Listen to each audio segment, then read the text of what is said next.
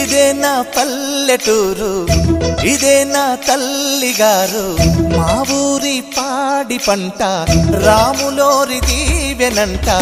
తల్లి గోదావరి నీళ్ళు కడిగ సీతమ్మ పాదాలు, ఊరంతా హాయ్ హాయ్ హాయ్, మనసంతా హాయ్ హాయ్ హాయ్. ఇదే నా పల్లెటూరు, ఇదే నా తల్లిగారు, మా ఊరి పాడి పంట రాములోరి దీవెనంట.